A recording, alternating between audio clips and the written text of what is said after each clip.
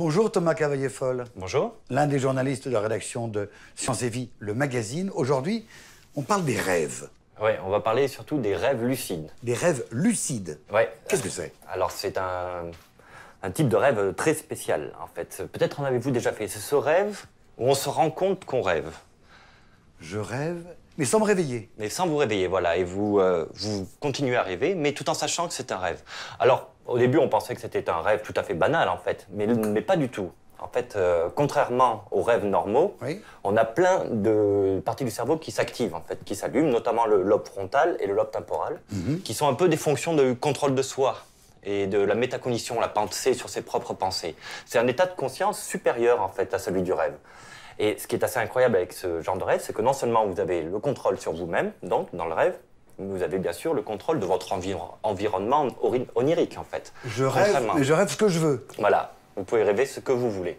En théorie, c'est très difficile à faire. Ben oui. Mais en fait, c'est tout à fait possible. C'est génial. Je peux rêver que je vole, Vous pouvez rêver que vous volez. que je rencontre Albert Einstein ou Brigitte Bardot. Tout à fait. Que vous dévalez les pyramides à ski. Formidable. Ouais, c'est vraiment formidable. Et comment est-ce qu'on fait pour faire un rêve lucide? Alors, c'est le problème, c'est que c'est rare. Généralement, une grosse étude a montré que, par exemple, seulement 50% des gens vont en faire un au cours de la vie. Mais il y a des astuces. Et les chercheurs sont en train de créer des techniques, en fait, de plus en plus performantes pour pouvoir atteindre cet état. Alors, il y a déjà des techniques naturelles. C'est, par exemple, de se répéter, avant d'aller dormir, comme un mantra, la prochaine fois que je serai dans un rêve, je me rendrai compte que je serai dans un rêve. La prochaine fois que je serai dans un rêve, je me rendrai compte que je suis dans un rêve. Je suis dans un rêve, oui, tout à fait. La prochaine fois, je me rendrai compte que j'y suis, que je rêve. Oui. Voilà, c'est cette pensée, cette simple pensée, risque en fait de vous coller à la tête. Et c'est-à-dire que vous le répéterez encore lorsque vous serez en train de rêver. Et donc vous pouvez atteindre la lucidité comme ça. Deuxième méthode? Seconde chose, ce sont les tests de réalité, on appelle ça. C'est tester la réalité du rêve, Oui. un peu comme la toupie d'Inception, si vous avez vu le film. Si elle s'arrête, c'est que je ne suis pas dans le rêve. Exactement. Par exemple, il y a un test de réalité tout simple, c'est se boucher le nez et la bouche et essayer d'inspirer. Si vous le faites dans la réalité, plein de fois, ça ne marchera pas. Mais si jamais vous avez fait ce geste tellement longtemps que ça devient presque un toc et que vous le faites dans le rêve, vous aurez beau le faire, vous bouchez le maximum la bouche et le nez. Je respirerai quand même. Vous respirerez quand même, bien entendu. Et là, je me rendrai compte, mais je suis dans un rêve. C'est mettre à jour l'absurdité du rêve pour pouvoir ensuite se rendre compte qu'on est dans un rêve. Génial.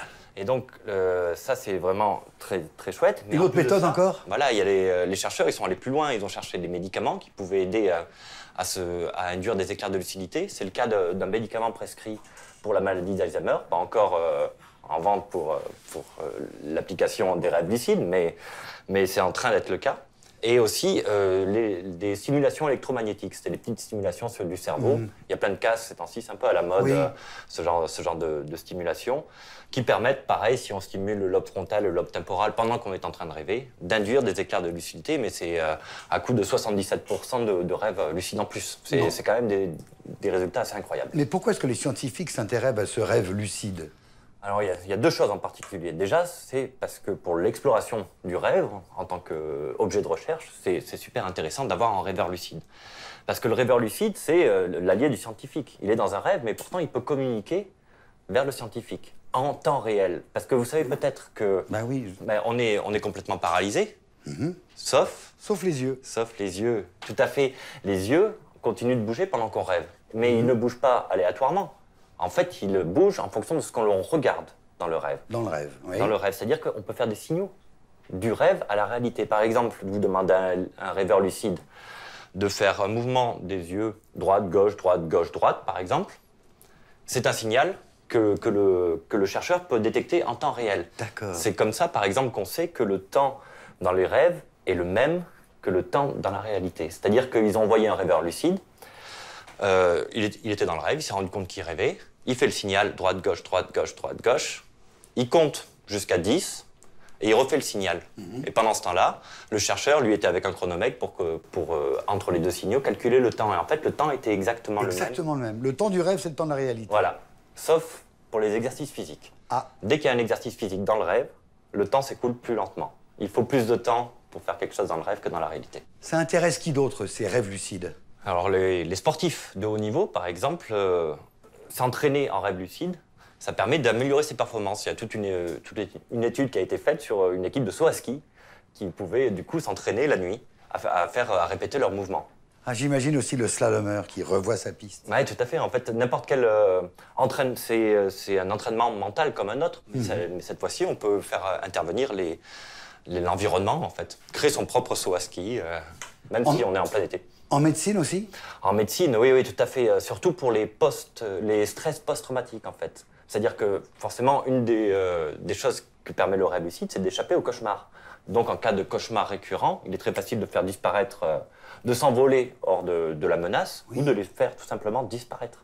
On apprivoise ses cauchemars. Tout à fait. Et vous, Thomas, vous avez déjà fait des rêves lucides? Moi, j'ai déjà fait un rêve lucide, oui, je me rappelle très bien. J'étais à la fac à ce moment-là, et j'avais un partiel le lendemain, et ça devait me triturer l'esprit parce que quand je suis arrivé dans mon rêve, j'avais toujours ce partiel à l'esprit. Or, le problème, le rêve se passait en Chine. Alors, je me suis trouvé complètement stupide d'être en Chine alors que j'avais un partiel le lendemain à Montpellier. Je me suis blâmé, je me suis dit que c'était pas possible. En fait, à un moment, j'ai fini par me rendre compte qu'effectivement, c'était pas possible, que c'était un rêve. Jérôme? Pardon, je rêvassais. Juste un instant. Mais êtes-vous sûr que vous n'êtes pas encore en train de rêver? Est-ce que je suis sûr que je ne suis pas encore en train de rêver? J'étais en train de rêver que c'était la fin de l'émission, qu'il fallait que je change vers la caméra là et que je dise, voilà, le rêve est réalité. Non, c'est pas ça. C'est, la curiosité n'est pas un vilain défaut. On se retrouve la semaine prochaine parce qu'on a encore plein de choses à découvrir. Merci, Thomas Cavaillé-Foll. Voilà. Rien. Attendez quand même, j'ai un doute. Je peux? Bien sûr.